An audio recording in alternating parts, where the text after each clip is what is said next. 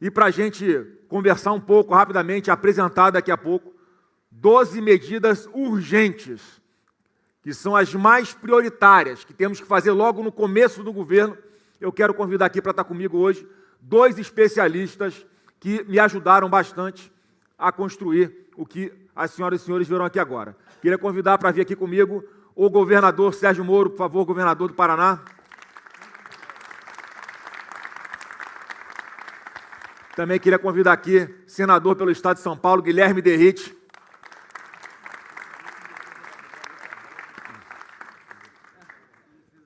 Pessoal, os 2 aqui me ajudaram a construir o que nós vamos apresentar a partir de agora. Sérgio Moro dispensa apresentações, o juiz da Lava Jato, alguém que tenha experiência em lidar com o combate à lavagem de dinheiro, e vai conversar com a gente o que é que funciona e como serão os impactos do que nós veremos aqui no combate à impunidade. E da mesma forma, Guilherme Derrite, um policial, ex-secretário de Segurança Pública do Estado de São Paulo, que implementou várias medidas aqui, enquanto secretário, e que nós vamos também estender a todo o Brasil, e o Guilherme Derrite vai poder nos explicar como é que funciona mais detalhadamente isso. Então, quero convidar os 2 para sentarem um pouquinho aqui do meu lado, para começar a falar sobre as 12 medidas que vamos apresentar mais urgentes. Por favor, vamos começar. Pode passar o primeiro slide.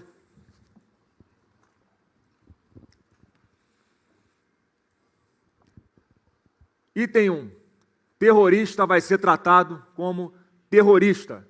Vamos declarar PCC, Comando Vermelho e milícias e todas as outras facções como organizações narcoterroristas. Eles serão perseguidos com força e inteligência para que os seus líderes sejam presos e os seus negócios ilícitos sejam asfixiados. Bandido armado com fuzil vai ser abatido pelas nossas forças de segurança.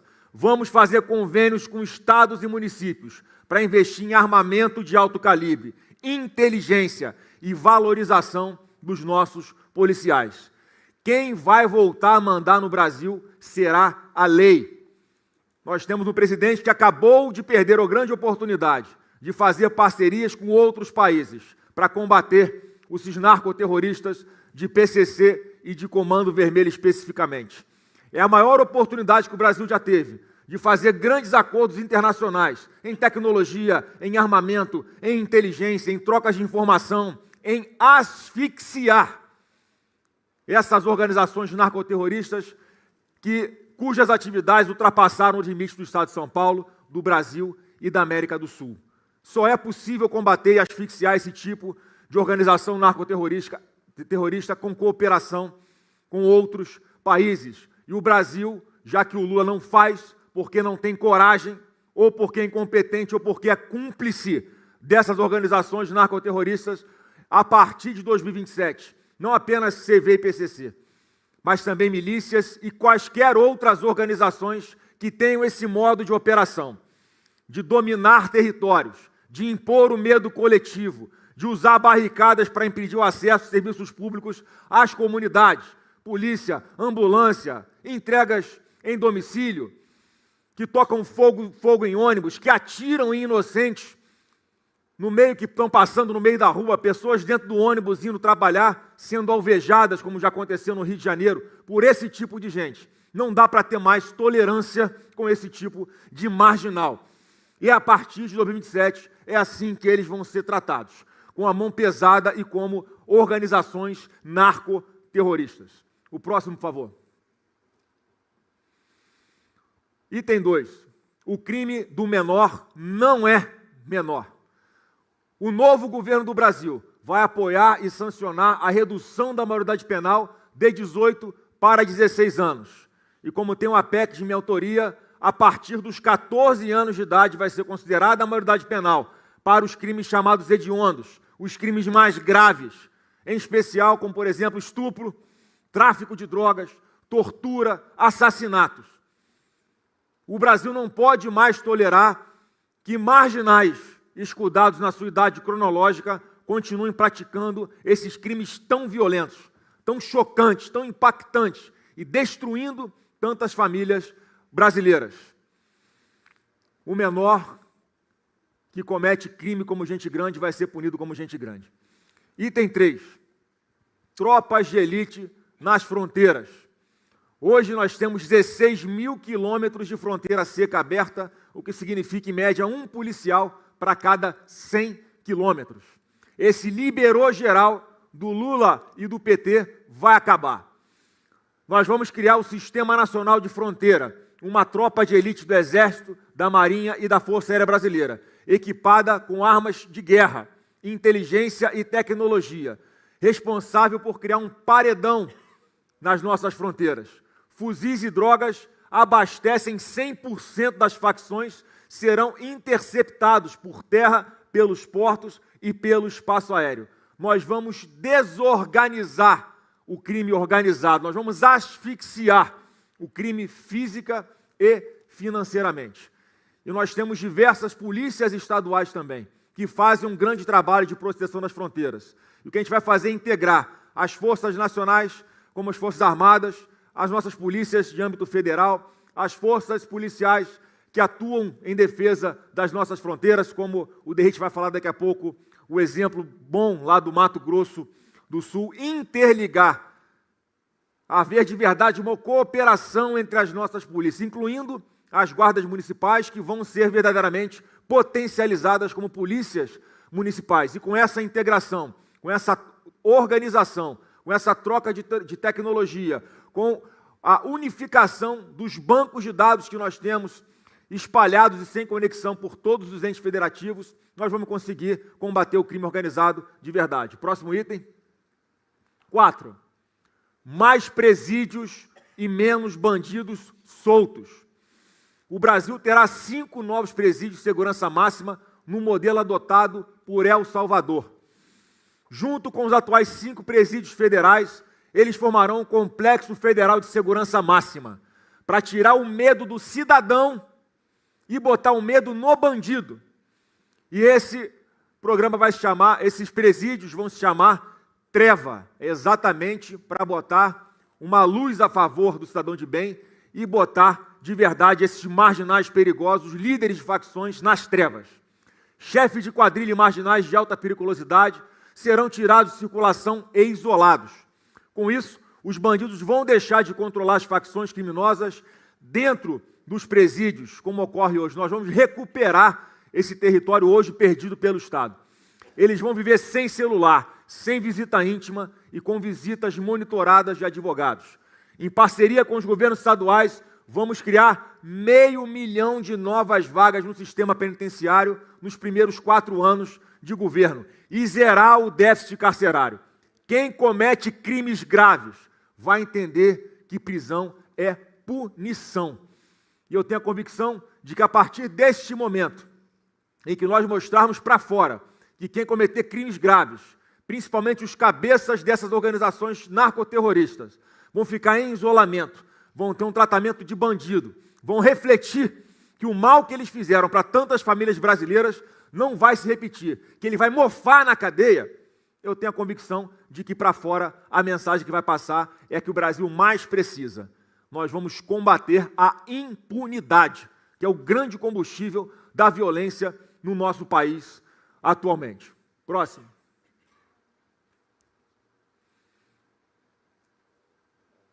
Item 5. Cortar o mal pela raiz. Vou usar a força do presidente da República e a minha experiência como senador da República para aprovar e implementar a castração química de criminosos que abusam de mulheres e de crianças. A medida deverá ser aplicada a estupradores e abusadores de crianças, condenados pela justiça. Criminoso que destrói a vida de mulheres e crianças não merece privilégio nem complacência do Estado. Quem comete esse tipo de crime perde o direito de receber qualquer tipo de tolerância do Estado e deve enfrentar punições mais duras permitidas pela lei. Já há diversos projetos tramitando com esse intuito no Congresso Nacional. E só não vai para frente porque não tem o apoio do presidente da República, porque ele não tem uma base no Congresso Nacional e porque ele entende que defender mulher é fazer discurso fácil. Com a gente, não.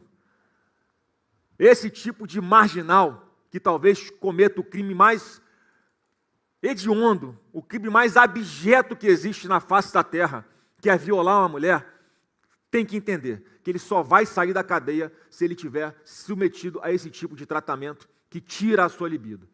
Eu tenho 2 filhas pequenas em casa, uma de 14 e uma de 12 anos.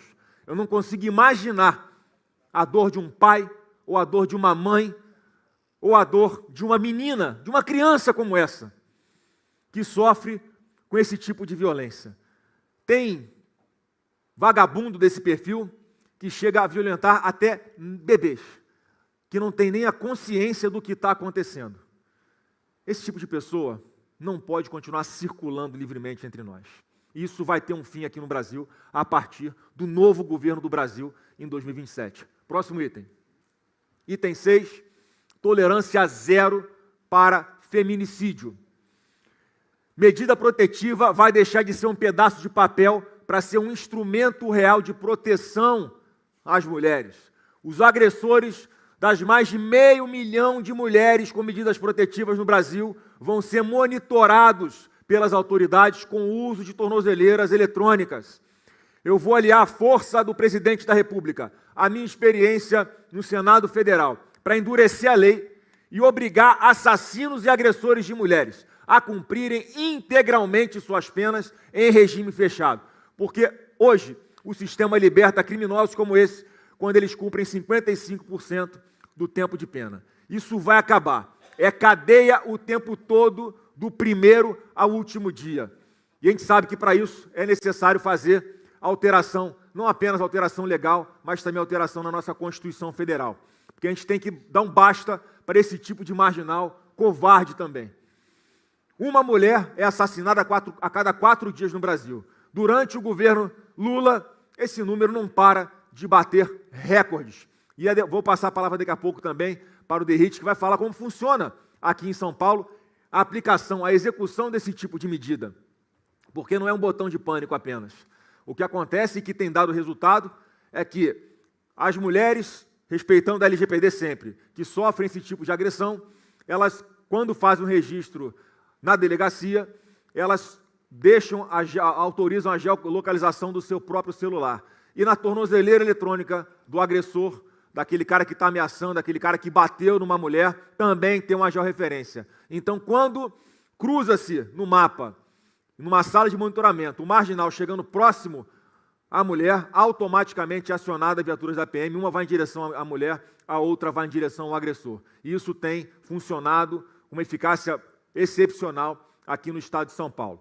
Então, esses são os primeiros 6 itens, pode voltar para o item 6, porque agora eu quero que vocês ouçam também os 2 aqui. Em primeiro lugar, o governador Sérgio Moro, que como juiz viu a implementação das leis na prática, dentro do Poder Judiciário, e vai poder comentar com a gente aqui um pouco o que ele aqui entende, como essas medidas de urgência vão surtir um impacto. E, na sequência, o senador Guilherme Derrite. Moro, vem para cá, dá uma palavrinha para o público com a gente. Bom dia a todos. Presidente, primeiro, a gente tem que ser bem claro. O Brasil precisa de uma nova liderança. O cidadão precisa confiar que o presidente da República está do lado dele e não do lado dos bandidos. O Lula não tem programa de segurança pública. O que ele tem é uma coleção de anedotas, como a gente viu aqui nesse vídeo. Esse programa agora que está sendo colocado de maneira muito clara por você, Flávio, para seu projeto de presidência pública, deixa bem claro que bandido é bandido e tem que ser tratado como criminoso, com toda a força e com todo o rigor da lei. E que o nosso objetivo é servir e proteger, como a polícia, proteger o cidadão de bem.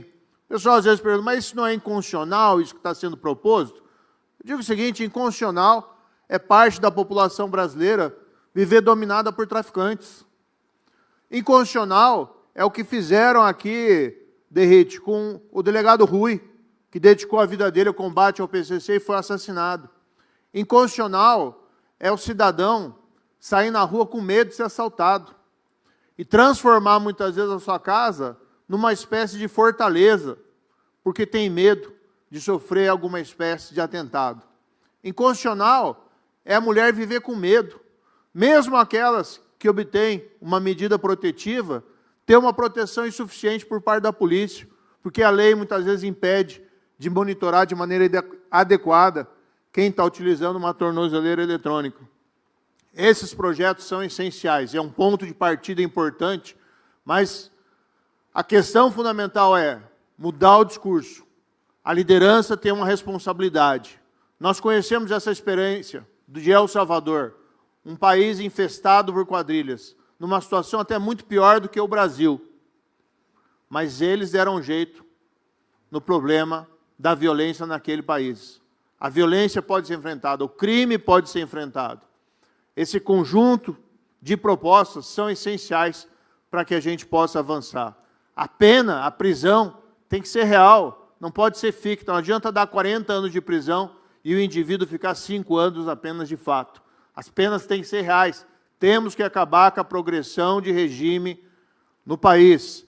Temos que acabar com o programa de desencarceramento em massa, que é patrocinado pelo governo Lula, sob o disfarce do tal do programa Pena Justa. Nós temos que proteger as nossas fronteiras. Flávio, eu criei, no governo do seu pai, Centro Integrado de Operações de Fronteiras, lá em Foz, colocando a Polícia Federal, Polícia Estadual, a Polícia de vários estados, Receita Federal, todo mundo trabalhando junto para ter informação, compartilhamento de dados. Estava funcionando muito bem. Nesse governo isso foi paralisado. As atividades foram recentemente suspensas. Como foi suspensa, contingenciada a verba, orçamento do Exército para fiscalizar as nossas fronteiras. Esse projeto, esse programa de ações integradas, aqui proposto pelo nosso pré-candidato à presidência da República, Flávio Bolsonaro, tem condições de virar esse jogo. O Brasil não está fadado a ser um país violento. O país não está fadado a ter cidadãos que vivam com medo.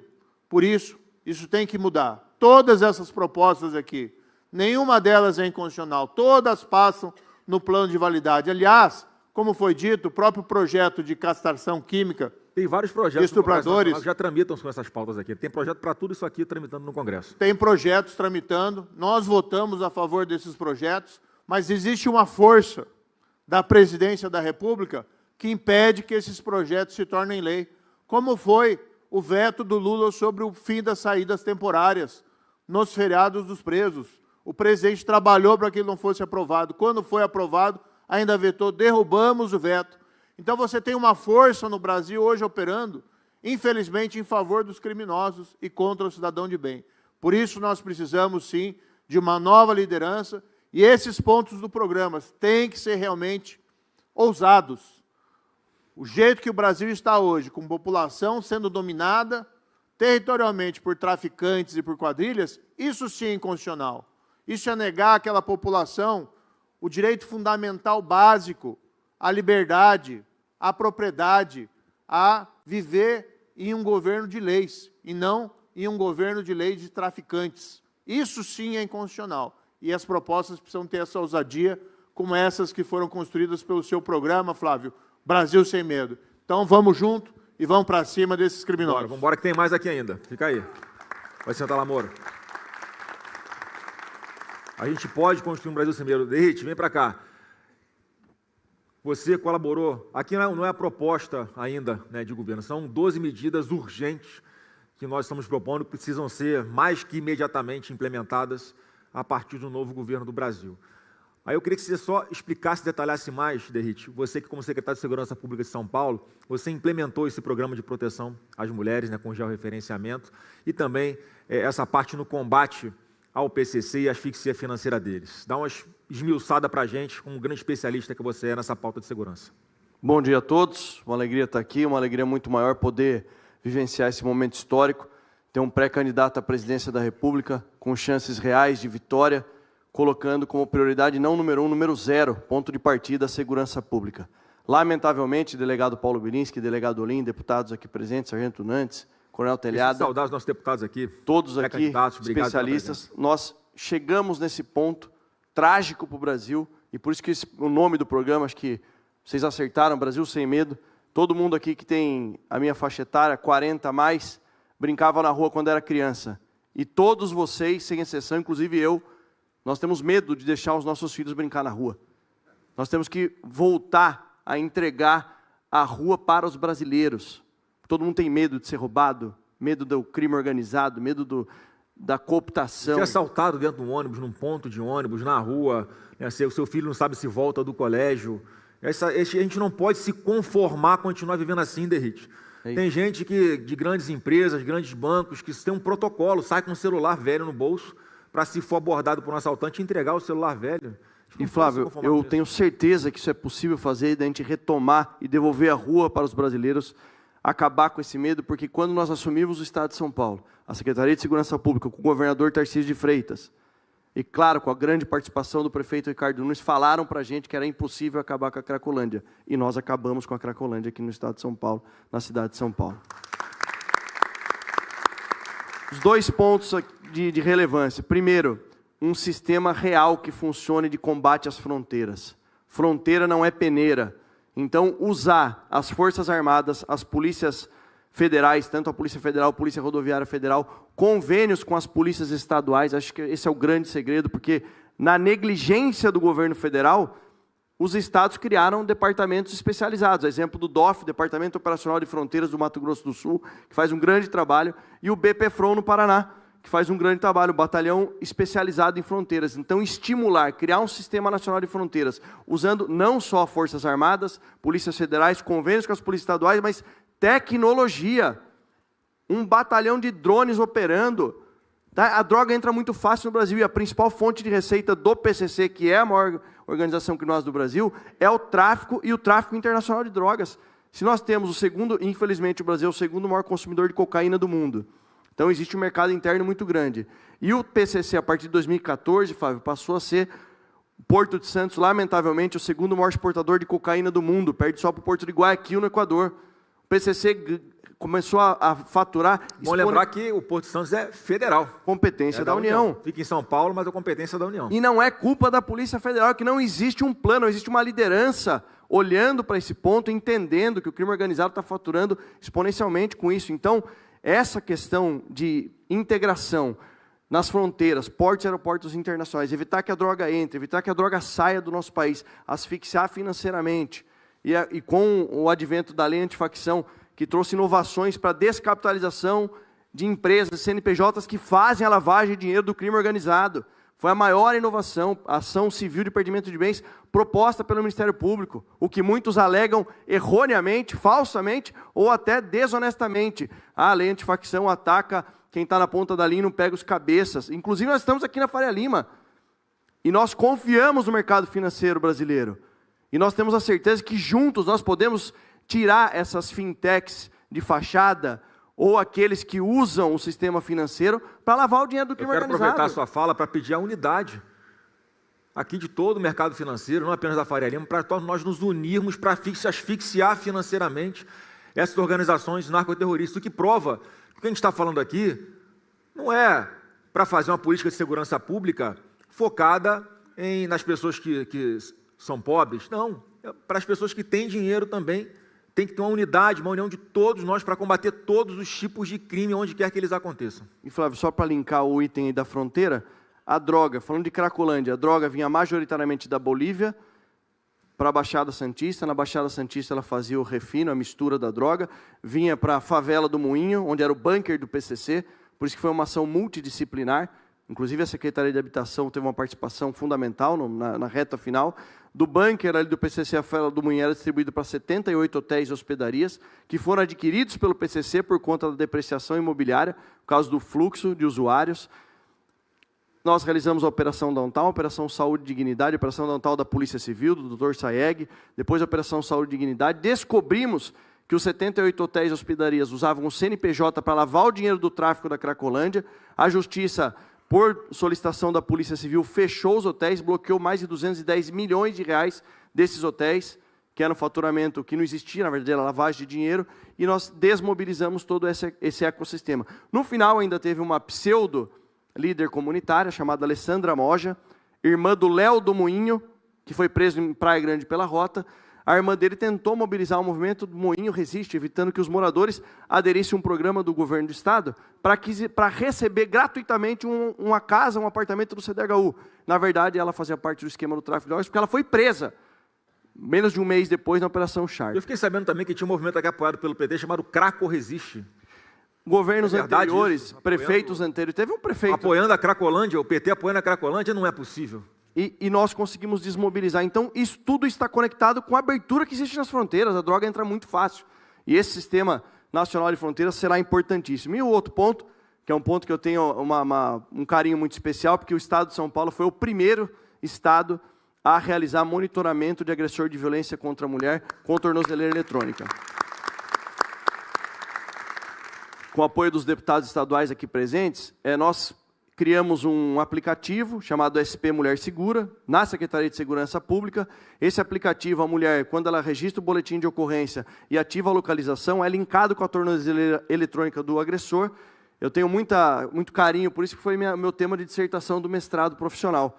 E no projeto piloto feito em São Paulo, 383 agressores de violência contra a mulher foram monitorados, dos quais 171 tentaram descumprir a medida protetiva. Ou seja, aquela medida protetiva que a gente via no noticiário, que a mulher tinha 11, 12, 15 medidas protetivas, e mesmo assim ela sofreu feminicídio, com esse programa isso acabou. Os 171 que descumpriram, nenhum conseguiu chegar perto da mulher, porque a viatura da Polícia Militar chegou antes, rompendo o ciclo da violência, rompendo o ciclo do feminicídio. Tem um detalhe importante nessa pauta, Derrite, que não vai estar aqui, porque, mais uma vez, nós estamos tratando aqui, falamos de 6, vamos falar de mais 6 medidas urgentes, que têm que ser adotadas imediatamente a partir do novo governo do Brasil. Mas tem muitas mulheres que sequer conseguem ir registrar um abuso por parte, né, do marido ou do namorado, muitas vezes por medo, muitas vezes porque não tem autonomia financeira para deixarem de depender desse covarde agressor.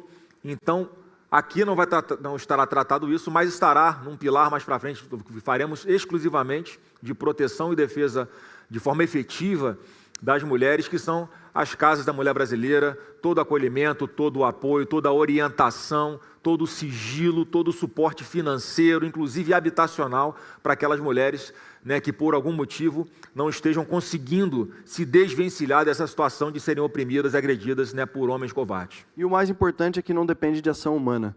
Não desmerecendo os programas anteriores, como o botão do pânico, etc. e tal, que precisava de alguma ação humana da vítima ou de um terceiro para acionar a polícia. Isso já é linkado, usa inteligência artificial, e a Central de Operações da Polícia Militar recebe o alerta toda vez que a medida protetiva é descumprida. Então, seguindo esse caminho, eu tenho certeza que nós vamos tirar esse medo que existe na população brasileira, com tolerância zero contra o crime e acabando com a impunidade. Maravilha, obrigado, Derrite.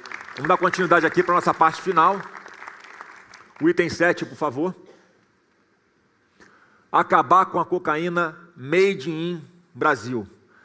Não plantamos coca nem produzimos cocaína, mas, sob Lula e o PT, o Porto de Santos se tornou um dos maiores exportadores de cocaína do mundo. Como o Derrite falou, o segundo porto que mais exporta a cocaína para o mundo. Nós vamos usar tropas especiais da Marinha para ocupar e monitorar de forma permanente os portos de Santos e de Paranaguá num primeiro momento. Traficante que resistir e enfrentar o Estado vai ser preso ou vai virar pó. Como foi dito aqui, fronteira não é peneira, seja por terra, por ar ou pelo mar, ou pelos rios, como acontece em especial na região da Amazônia. Então isso aqui é um programa que nós vamos sim, como são áreas da União, é preciso haver essa integração das forças de segurança, das forças policiais e das forças estaduais, com o uso de tecnologia, com integração, como acontece em diversos portos no mundo. Tem portos como lá na China que você não vê um ser humano em toda a área do porto, porque é tudo automatizado, monitorado, e é possível, quando se quer, escanear esses containers e fazer ter todo o aparato tecnológico e recurso humano necessário para evitar que os nossos portos continuem, infelizmente, tendo essa marca, um porto brasileiro, o segundo que mais exporta cocaína para o mundo. Então, vamos também botar um ponto final nisso. Próximo item, item 8, menos verbo, mais verba. O novo governo do Brasil vai, no mínimo, dobrar os investimentos federais em segurança pública. O blá blá blá ideológico do PT não traz resultados práticos. Dados do Ministério da Fazenda apontam que o governo federal destina somente 0,4% dos seus gastos à segurança pública. Assim, fica difícil, de verdade, combater o crime. Quem tem que viver em paz é o cidadão de bem, não as facções do mal. Não se combate o crime há 4 meses de uma eleição com um discurso fácil e fazendo apresentação de PowerPoint, como faz o Lula e o PT, depois de 18 anos no poder, passando pano para bandido. Aproximadamente 17 bilhões de reais estão sendo destinados para a segurança pública por parte do governo federal. A nossa meta inicial é dobrar, mas com certeza, se houver necessidade, nós vamos ampliar isso, Moro, porque é importante o apoio financeiro, sim, como o Derrite colocou, financiamento para as polícias estaduais e municipais de esquadrões com drones, equipamentos de tecnologia, armamento. Agora, no próximo mês, eu vou estar lá em Duque de Caxias, onde a Guarda Municipal está sendo formada pelo prefeito Netinho Reis, com uma disciplina, com a tecnologia, com a capacitação para o uso de armamento, e vai fazer um trabalho integrado com a Polícia Militar do Estado do Rio de Janeiro. Então, não adianta o Lula, nas vésperas agora da eleição, anunciar um pacote de 10 bilhões de reais, que ninguém sabe como tem acesso, não tem organização de nada, ou seja, não vai funcionar. 10 bilhões de reais é menos do que só o Estado do Rio de Janeiro gasta em segurança pública por ano, é quase a metade. Quer dizer, esses 10 bilhões para o Brasil inteiro não são absolutamente nada, parece apenas uma narrativa que ele quer contar para fora de que está fazendo alguma coisa pela segurança pública quando não está.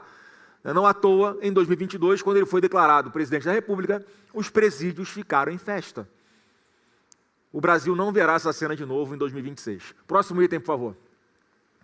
Luz, câmera, prisão. Vamos implantar a Muralha Brasileira, um sistema nacional de reconhecimento facial integrado a bancos de dados criminais, inspirado no Smart Sampa da Prefeitura aqui de São Paulo. Quero dar os parabéns ao prefeito Ricardo Nunes por esse programa, né, que é fantástico, super bem avaliado. E também no Muralha Paulista, do governador do governo do Estado, dando os parabéns aqui também ao governador Tarcísio de Freitas. Além de localizar foragidos e prevenir crimes, vamos vigiar portos, aeroportos e áreas públicas com mais de 1 milhão de novas câmeras espalhadas por todo o país. Bandido não vai ter mais aonde se esconder. Esse número de 1 milhão de câmeras, que a gente está sugerindo aqui inicialmente, há uma estimativa, né, Derrite, de que existam cerca de 4 milhões de câmeras em todo o Brasil, que são voltadas para as ruas, para as áreas públicas. E aqui eu estou me referindo não apenas àquelas que são financiadas e operadas pelas prefeituras ou pelos governos do Estado, mas também pela iniciativa privada, pelo comércio, pelos condomínios. E qual que é o grande pulo do gato aqui que falta hoje em dia? É a integração. Como o Derrite conseguiu fazer aqui com o apoio do governador Tarcísio, eles conectaram toda essa base de imagens, de dados, numa nuvem. Esse arquivamento financiado pelo poder público para que houvesse ali, de forma voluntária, havia uma adesão dos particulares que quisessem aderir, entravam na plataforma e autorizavam o acesso às câmeras que tinham as imagens voltadas para as ruas, nunca para dentro, né, da parte privada, porque isso feriria a LGPD. Mas com isso foi possível você aumentar muito essa grande área de cobertura dessas câmeras. Veja, com a iniciativa privada, com recursos privados e com o apoio e a organização por parte do ente público. E aí um cruzamento disso junto com os bancos de dados, com reconhecimento facial, verificando quem tem, por exemplo, mandado de prisão expedido, certamente nós criamos uma grande área de cobertura para evitar a impunidade. Quer falar, Derrite? Faça o comentário. Só para complementar, senador, para criar o programa Muralha Paulista aqui em São Paulo, eu fui para Nova York conhecer o Fusion Center da NIPD. E eles evoluíram muito depois do 11 de setembro. Lá, são mais de 77 mil câmeras só na cidade de Nova York, e a grande sacada deles lá foi o seguinte: 75% já existia, já era do privado. Como o senador pontuou aqui, estima-se que no Brasil nós tenhamos aí quase 4 milhões de câmeras de monitoramento espalhadas pelas ruas, só que elas estão dispersas. Não posso ter uma câmera e um homem, um ser humano olhando, necessidade de ação humana. A conexão do Muralha Brasileira é um sistema de um software de inteligência artificial que vai confrontar com a nossa base de dados. Foi o que nós fizemos no Muralha Paulista. Convênio com o Smart Sampa, antes do convênio com o Muralha Paulista, porque quem detém a informação é o Estado de São Paulo, de procurados pela Justiça. Carros roubados e carros furtados é o Estado. Nós criamos o acordo, o convênio, todos os municípios praticamente assinaram. A cidade de São Paulo, com toda a infraestrutura, e temos que parabenizar o prefeito Ricardo Nunes, mas saiu de 30 procurados por mês, chegou a bater mais de 300 indivíduos procurados pela justiça, capturados. Com isso, você vai retirando das ruas indivíduos perigosos que cometem crimes, que reincidem. Então, isso colocado e posto em esfera nacional, tenho certeza que vai reduzir muito a criminalidade no nosso país. Então, assim, já não estamos inventando nada. Estamos pegando a experiência de onde deu certo, e essa área de cobertura, em especial, são grandes corredores, né, de cidadãos, são locais de interesse turístico, locais como rodoviárias, aeroportos, estádios, ginásios, grandes praças, grandes áreas de circulação de comércio popular. Então, é possível, sim, a gente ampliar os olhos da lei sobre os criminosos. Próximo item. Item 10, auxílio às famílias das vítimas, não dos bandidos. O novo governo do Brasil vai colocar a vítima em primeiro lugar. Os recursos hoje direcionados aos detentos vão ser redirecionados às famílias das vítimas, conforme recomendado pela ONU e por tratados internacionais dos quais o Brasil é signatário, embora Lula e o PT nunca os tenha cumprido. Então aqui é mudar a lógica da legislação, que é para dar um foco, uma atenção especial às vítimas dos bandidos, e não mais aos bandidos que optaram por ingressar na vida do crime ou por nela permanecer, conseguindo, né, recursos financeiros de forma bastante fácil. Então, a gente não vai mais tolerar esse tipo de situação, e nós vamos implementar também experiências, como eu vi lá em Santa Catarina, com o governador Jorginho Melo, em que aqueles presos que são de menor periculosidade, há uma parceria do sistema penitenciário, junto com empresas, para que possa haver a qualificação deles e para que eles, com o seu próprio trabalho, paguem a estadia deles nos presídios. Então, o povo brasileiro, o contribuinte brasileiro, vai parar de sustentar a hospedagem desses marginais nos presídios. Como é que funciona lá? E nós pretendemos aplicar a todo o Brasil. Uma parte vai para ele pagar a estadia dele, os custos que o Estado tem com a sua permanência lá, com o seu isolamento, com a sua prisão.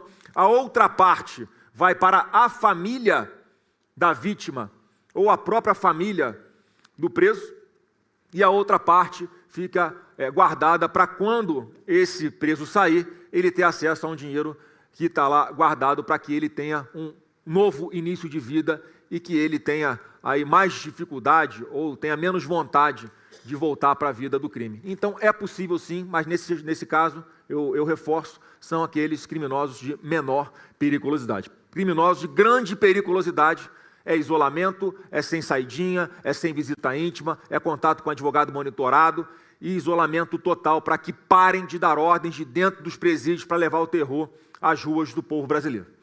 Próximo item, item 11, sem desconto para a barbárie. Hoje, 4 em cada 10 presos soltos após o cumprimento da pena ou libertados por progressão de regime voltam a cometer crimes. Por isso, o novo governo do Brasil vai usar toda a sua força para acabar com a progressão de regime de quem comete crimes hediondos. Para isso nós precisamos mudar a nossa Constituição, vamos precisar de um Congresso, de um Senado, de uma Câmara integrada por parlamentares que nos apoiem nessas pautas. Quem tirar uma vida vai cumprir integralmente a sua condenação para proteger a sociedade e para que os bandidos entendam de uma vez por todas, antes de cometerem os seus crimes, que aqueles que desafiarem a lei vão mofar na prisão. No Congresso Nacional, o Derrite relatou o projeto de lei antifacção, que hoje é a lei antifacção, e nós aprimoramos na Câmara e também no Senado alguns gargalos, alguns ralos, melhor dizendo, que existiam por onde os marginais usavam essas brechas legais para conseguirem sair da prisão o quanto antes. Então, 2 coisas importantes que nós mudamos lá. Uma foi a audiência de custódia.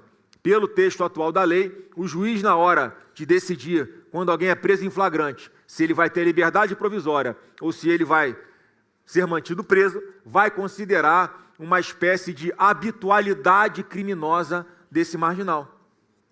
Então, aquele marginal que rouba celular todo dia, é preso e é solto na audiência de custódia no dia seguinte, ou às vezes no mesmo dia, e no mesmo dia ele é preso de novo pelas nossas polícias. Quando a pessoa, ainda que não tenha uma sentença transitada em julgado, esteja respondendo a vários inquéritos por cometimentos reiterados de crime, o juiz vai ter oportunidade de mantê-lo preso sim, e ninguém melhor que o Moro para complementar aqui o que eu estou e aprofundar o que eu estou falando. Por favor, Moro. Eu relatei essa lei, presidente, e você votou a favor dela para restringir soltura e audiência de custódia.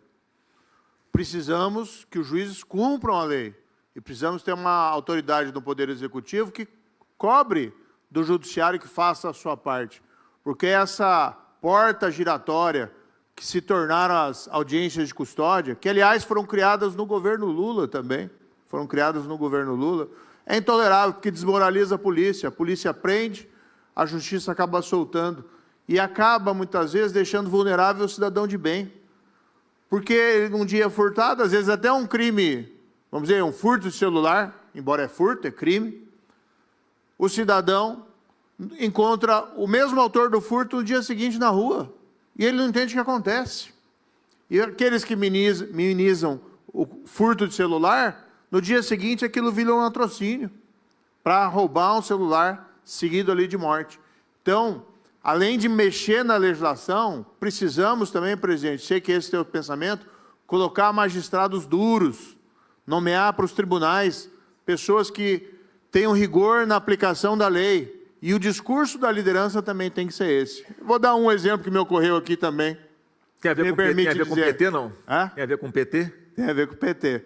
Dá para fazer uma pergunta aqui para todo mundo? Eu duvido que a maioria das pessoas, acho que ninguém sabe o nome do ministro da Justiça e Segurança do governo Lula. No governo do seu pai, todo mundo sabia.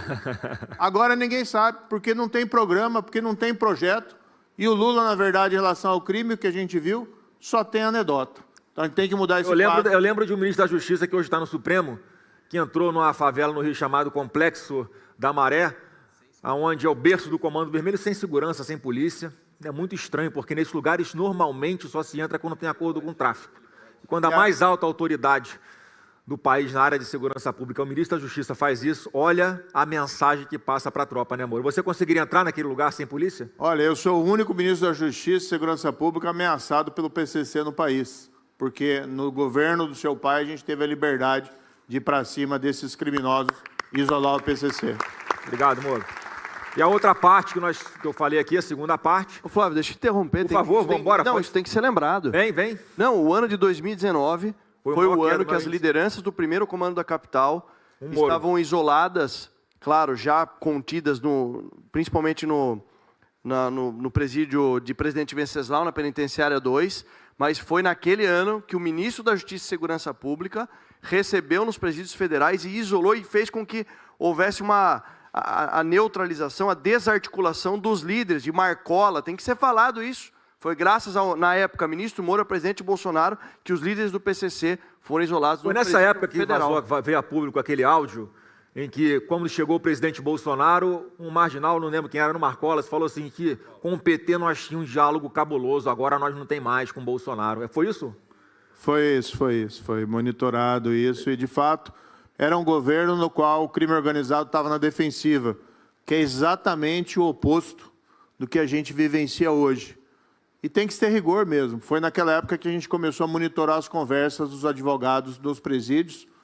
E tem que fazer, porque de lá de dentro vinha a ordem para matar policial, vinha a ordem para matar juiz, vinha a ordem para matar o cidadão e incutir terror, inclusive nas comunidades mais pobres. Tenho certeza, presidente, que com você lá na cadeira, o discurso e a prática vão voltar a ser o que eram antes desse governo leniente com a criminalidade. Com certeza vamos trabalhar muito para libertar as pessoas que moram nessas comunidades mais pobres, desses marginais que impõem um verdadeiro governo paralelo e o terror à vida dessas pessoas. Então o ponto é mudar a Constituição para a gente ou acabar, ou reduzir, ou aumentar bastante o período de cumprimento de pena para que tenha direito a algum benefício como progressão de regime. E a outra coisa que eu acho muito importante, que mais uma vez existe projeto no Congresso Nacional, que o novo governo do Brasil vai apoiar, é desfazer o que fez Dilma Rousseff.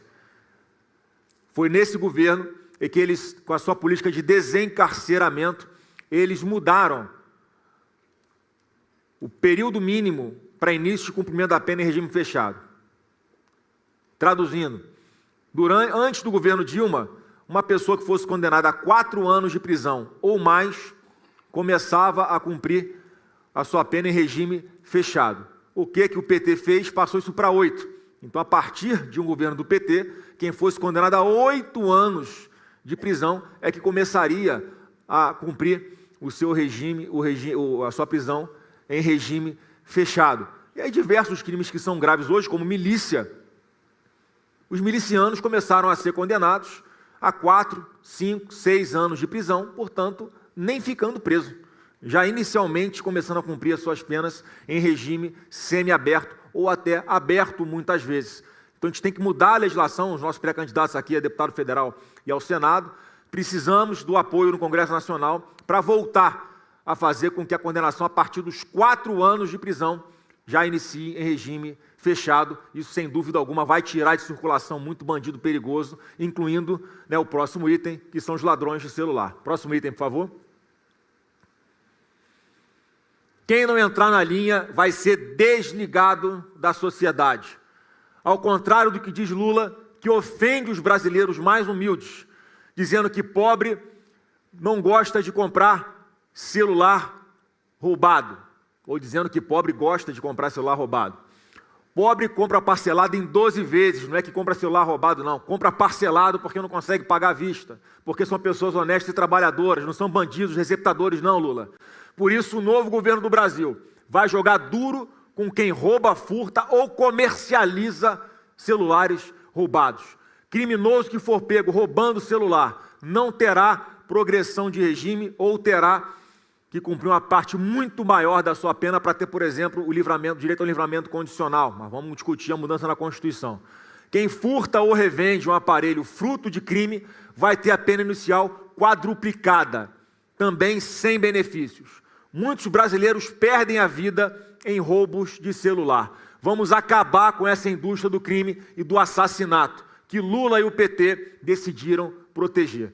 Aqui é mais uma alteração legal muito importante que nós vamos ajudar a ser aprovada no Congresso Nacional. Hoje, o furto de celular ou a receptação de celular, ou seja, a venda de um celular que tem origem ilícita, a pena mínima é 1 ano de detenção. Portanto, você não vê as pessoas que furtam celular sendo mantidas presas. E aqui tem um detalhe técnico que não é pequeno, é importante, porque a gente está acostumado a falar, o povo entende, roubo de celular. Não existe um tipo específico de roubo de celular. O roubo de qualquer bem tem a pena inicial de 6 anos de prisão. Então, quem rouba um celular, o que é um roubo, gente? É mediante grave ameaça ou mediante uma violência. É aquela arma na cabeça para roubar o celular. Essa é uma punição que começa com 6 anos. O furto, o que o judiciário considera hoje, é aquele cara que passa de bicicleta, toma o seu celular e vai embora. Isso é considerado um furto e não um roubo. Ou quem pega um celular sem a outra pessoa ver. Só que a diferença, gente, para um furto de celular, entre um furto de celular e um assassinato por causa de celular, é uma fração de segundo. É o bandido não ir com a sua cara. Portanto, um furto de celular tem que ser punido severamente também. Por isso a nossa proposta aqui de quadruplicar a pena inicial para furto de celular. Com isso, qualquer marginal que furtar um celular, a pena mínima a qual ele vai ser submetido no judiciário é de 4 anos, e com a alteração legal que nós vamos propor de início do cumprimento da pena em regime fechado, a partir da condenação com 4 anos de prisão, significa que alguém que furta um celular hoje vai ficar preso inicialmente.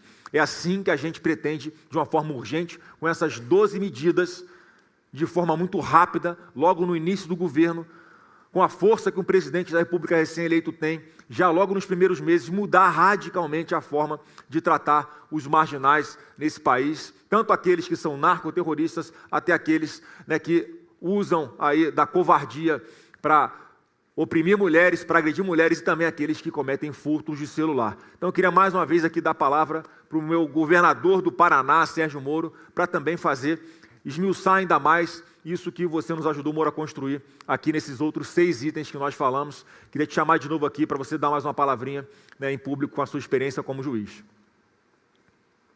Eu fui 22 anos juiz, tive a Operação Lava Jato, que é mais conhecida, tive vários casos envolvendo crime de colarinho branco, mas lidei também com quadrilhas de grandes traficantes de drogas. Tive processos, por exemplo, como contra a quadrilha do Fernandinho Beiramar e contra ele mesmo. Nós também enfrentamos, quando éramos ministros da Justiça, o crime organizado e fizemos o isolamento do PCC, das lideranças do PCC, mudamos o regime dos presídios federais, revitalizamos a Senad com o programa de confisco de ativo desse patrimônio. Nós revitalizamos o Banco Nacional de Perfis Genéticos. Na verdade, nós temos que tomar uma série de ações contínuas para poder vencer o crime organizado e a violência no nosso país. Nos últimos 4 anos, nós fomos na direção contrária. E o mundo do crime, Flávio, ele percebe isso. Quando ele percebe que tem um governo que é frouxo, que é um governo que é conivente, que ele é neliente com a criminalidade, ele vai avançar. Então, o primeiro ponto é mudar essa maré. E aí precisa realmente ter propostas duras. Dizem que penas mais altas não funcionam. É mentira.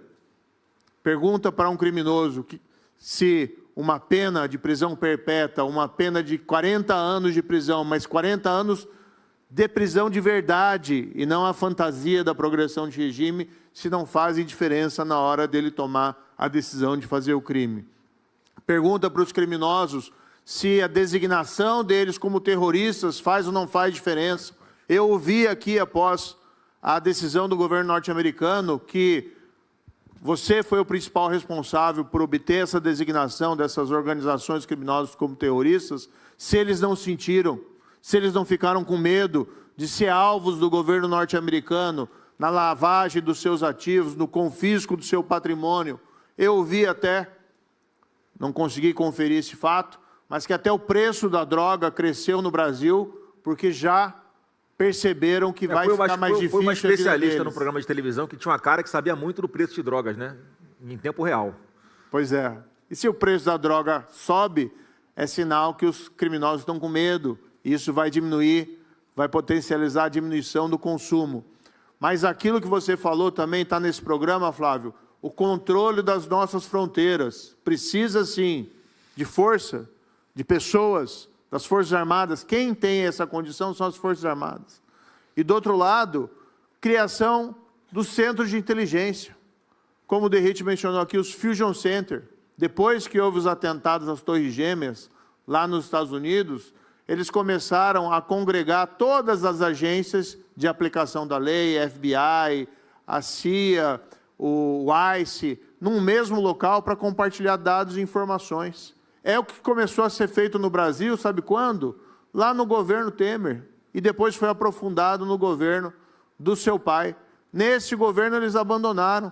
E os centros que criaram, como aquele que eu mencionei, o CIOF, lá em Foz do Iguaçu, eles suspenderam as atividades. Então é incompreensível tudo isso. Nós precisamos sim aumentar o rigor da lei. Nós precisamos tratar o criminoso como o bandido que é. Isso significa que essas 12 medidas vão na direção certa para o país, para dar um recado ao mundo do crime que o jogo mudou. Precisamos das presídios federais de segurança máxima. Esses são os elementos que intimidam, de fato, os criminosos, porque eles perdem e são neutralizados na sua capacidade de continuar comandando o crime lá dentro. E a sua proposta, né, de replicar a experiência ali que teve El Salvador, dessas prisões, para recolher todos esses membros de gangue, de organizações criminosas, de quadrilhas, que inclusive dominam territorialmente parte do território brasileiro. Vamos pensar quanto, muitas vezes, a gente tem um pensamento egoísta de achar, já que o crime não está me afetando, ele não é um problema tanto assim, e eu posso ser vítima de um crime aleatório. Se eu saio na rua, eu fico com medo. Mas pensem naquelas pessoas que vivem sob o domínio do traficante. Para eles, todo dia, a presença do medo é impossível de ser evitada, porque ele vive sob o arbítrio, sob a tirania daqueles criminosos. Por isso precisa sim ter medidas duras, recolher todas essas gangues, essas quadrilhas a prisões ao estilo de El Salvador. Essa é uma proposta importante para ser feita para o Rio de Janeiro, essa é uma proposta importante para o Ceará, essa é uma proposta importante para a Bahia, mas é importante em todo o estado do Brasil que haja domínio territorial dessas gangues. Eu tenho certeza que essas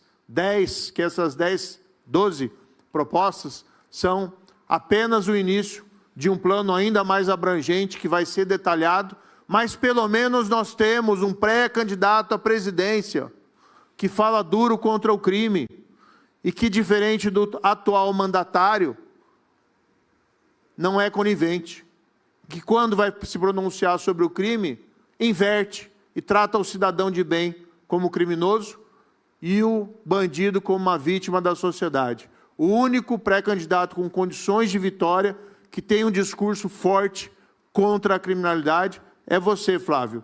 E a gente não pode mais conviver.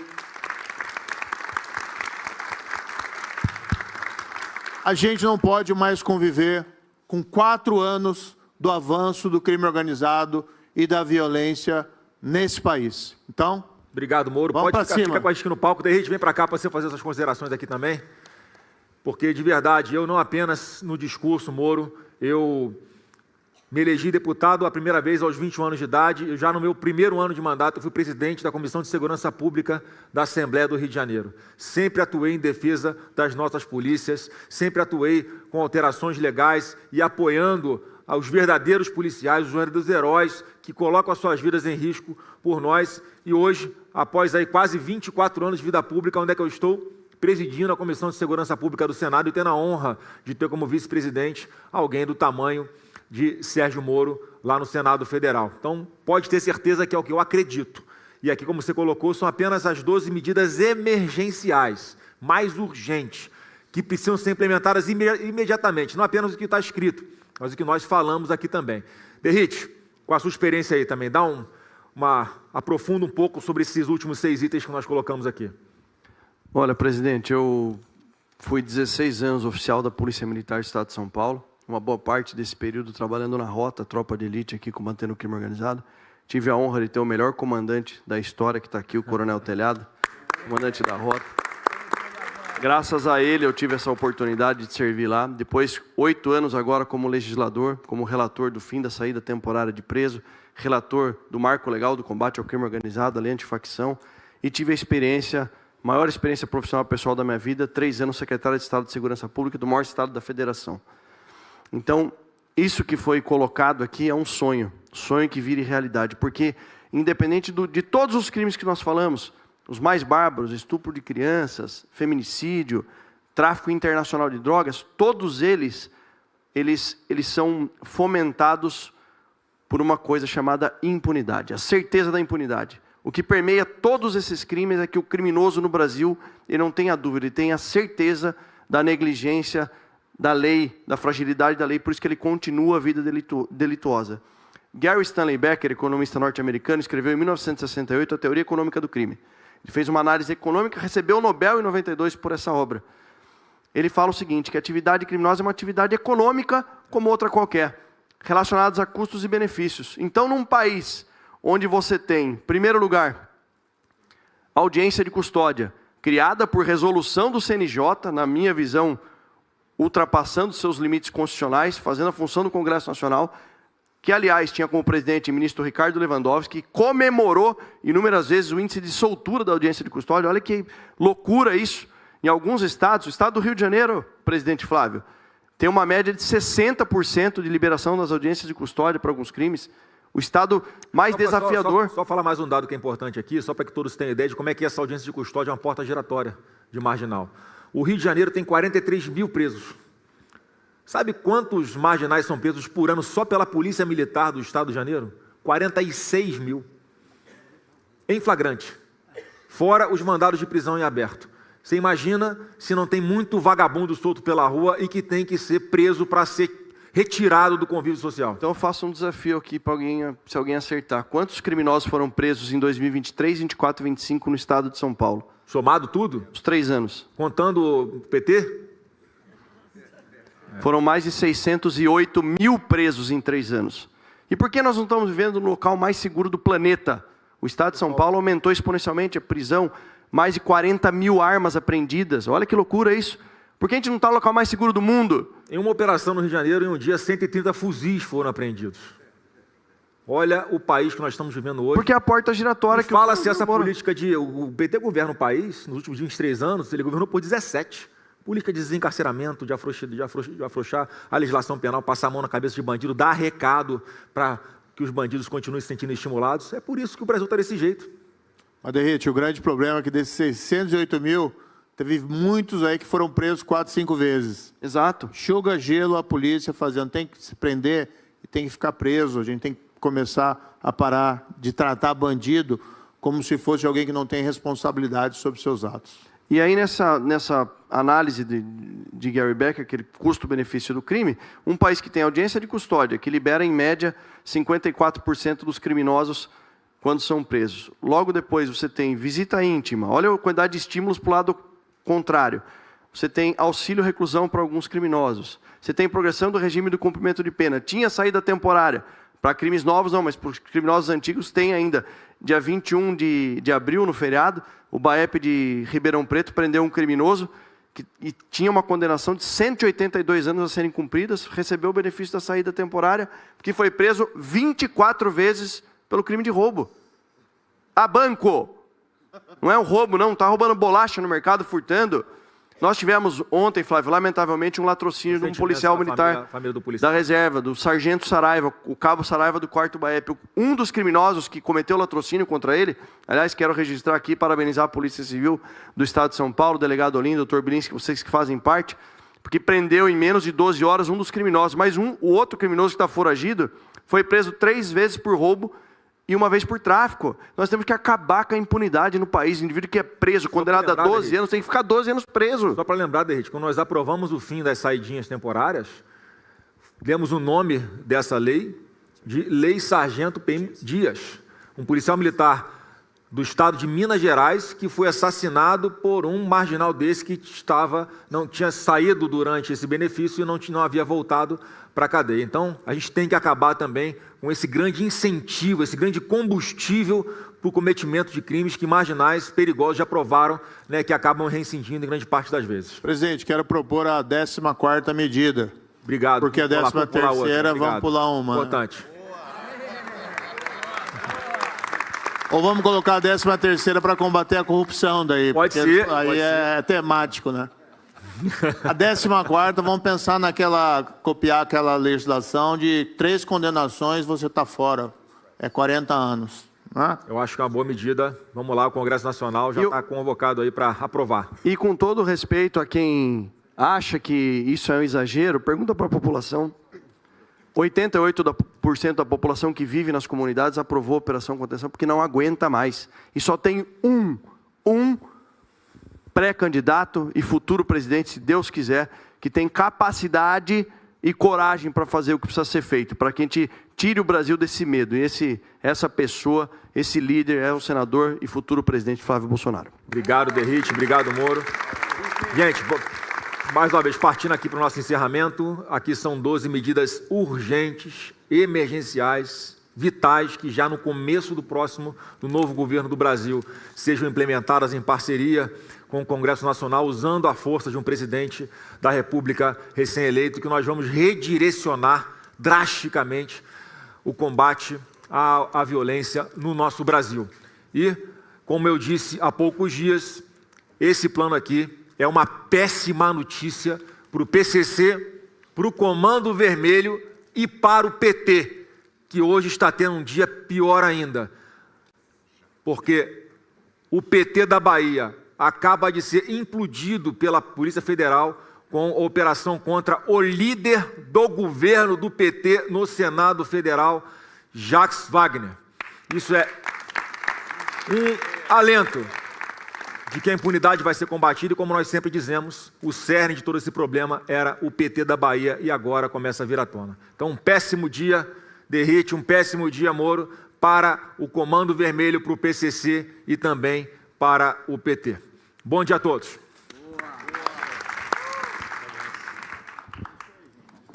Queria que você comentasse aqui o que você achou desse vídeo. Se você não é inscrito aqui no canal, se inscreva e ative as notificações. Pegue esse vídeo, mande para todos os seus contatos. Manda para ele e para ela e diz: Acorda Brasil, o jogo virou. Deixe o seu like, obrigado e até os próximos vídeos. Tchau, tchau.